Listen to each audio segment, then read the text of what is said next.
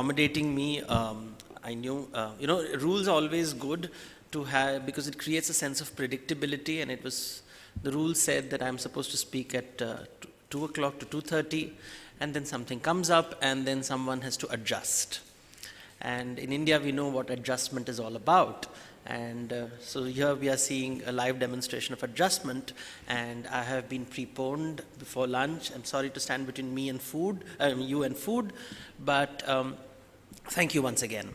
And I thought I'll make this the conversation point about adjusting, about shifting rules, because ultimately in business, this is a very critical point, because we all like the idea of rules, and rules are critical because they give us certainty, they give a sense of things are in order, things are in control, and it also offers the promise of predictability, because I know what's going to happen, I know how it can be measured, I know this is going to happen.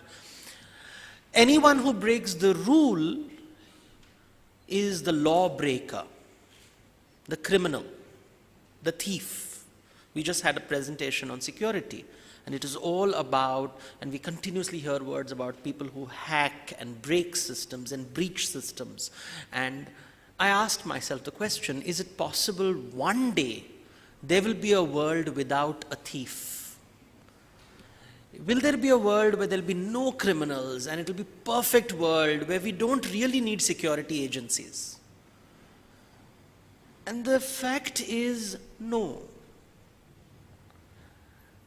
It will never be. There will always be a world where there will be people who want to break the system, challenge the rule.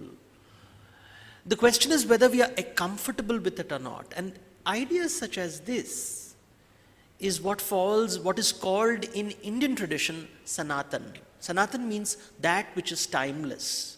Whenever you have a rule, there will be a rule breaker. Whenever you have a rule, there will be someone who will find value in bending the rule. This idea, which is timeless, which means it doesn't matter which society you're talking about, which historical period you're talking about, which geographical space you are referring to, it doesn't matter. Such concepts are called, what is the word Sanatan used for? People romanticize this word, but it basically means some idea that will always be true as long as human beings exist. Recently I read a Taoist concept, and they said if you want to create a land of criminals, establish the law. The more laws you apply, the more criminals you create. And you create more licenses and more avenues for creating wealth. And this idea manifests itself in Indian mythology in a very interesting way. So you have a god who is a thief. So Chit Chor, Makhan Chor. And suddenly you have Krishna appearing in front of you, constantly bending and breaking rules. And you are asking yourself, but that's morally wrong, that's ethically wrong, and you are being told, no, but you'll worship him. And that is awkward, because at one level our conditioning is that he who follows the rule is a good person. He who follows the rule, who aligns to the system is good. And they'll say, nahi, uske liye bhi ek Bhagwan hai. Unka naam Ram ji hai. So on one side you have Maryada Purushottam Ram who follows the rule. On the other side you have Leela Purushottam Krishna who breaks the rule. And you are being told both are divine.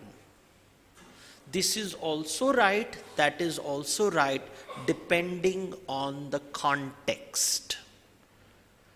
This idea is quintessentially Indian.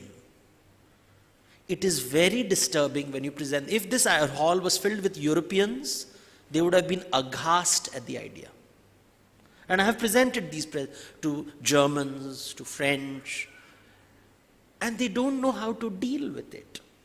Because they're saying, but no, isn't rule good? I said, yes, rule is good.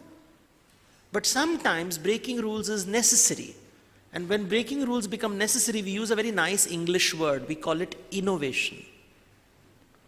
Because once I say you're an innovator, then you're allowed to break the rules.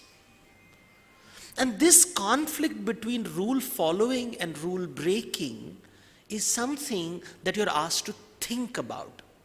So people keep asking that, mythology mein bolta kya hai? What does it say? And the nature of the question is, tell me the right thing to do.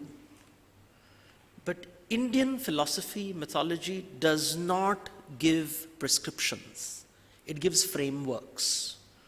It never gives prescriptions. It gives a lot of frameworks. Of course, the framework word is a very modern word that I'm giving you. But it is only about frameworks. What I want to share with you today is